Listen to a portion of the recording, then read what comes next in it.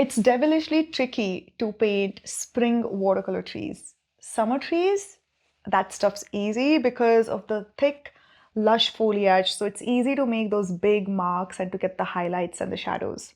But spring trees, that sparse leafiness is hard to get right. And before you know it, you have overworked your tree and they end up looking like green lollipops. So how do you capture that airy, not quite full foliage, but without making your trees look bare or boring or overworked in any way? In this super short tutorial, I'm going to show you exactly how to bring your spring trees to life using one of the most underrated watercolor techniques that's going to make all the difference in your paintings and especially your trees. Welcome to day 3 of the Watercolor Trees and Foliage Challenge, where we are painting watercolor trees in all 4 seasons: spring, summer, autumn, and winter. In case you don't know about this, then this challenge is not just a tutorial playlist on YouTube, but this is designed to be a complete creative experience.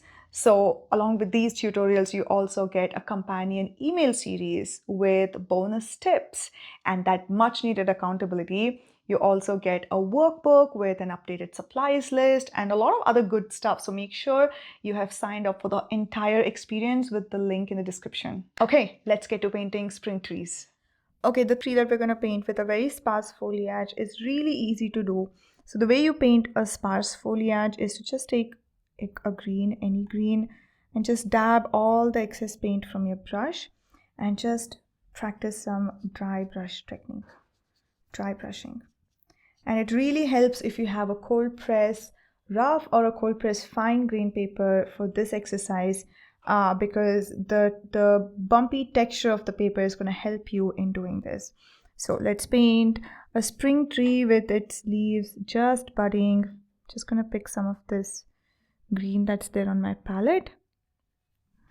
And this is just like a thicker consistency of the paint. And I'm going to dab all the excess paint out of my brush, and I'm just gonna scumble the brush, if you will, along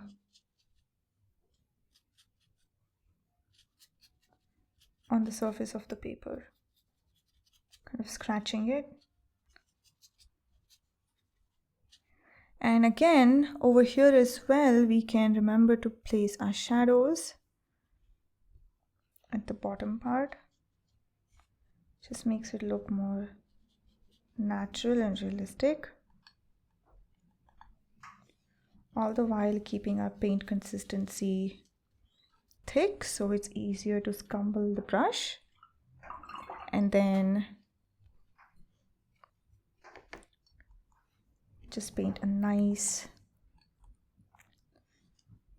tree trunk.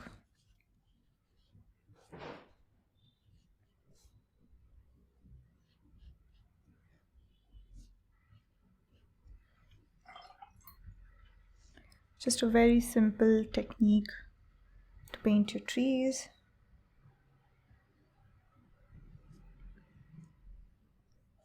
And I just love how there are just so many different ways to paint them. Now you want to make sure that you want to paint some more branches over here, because obviously, because the foliage is so sparse, you're going to be, all the branches are going to be much more visible.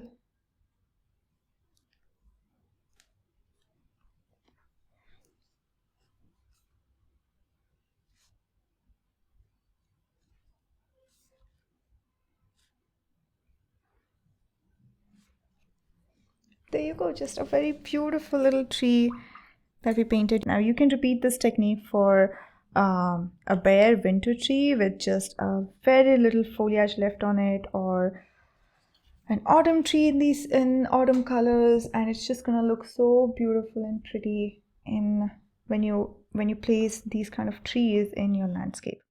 Awesome! So again, your homework is to paint your spring tree from today's tutorial inside of our private free Facebook group called the Blue Pine Arts Creative Club.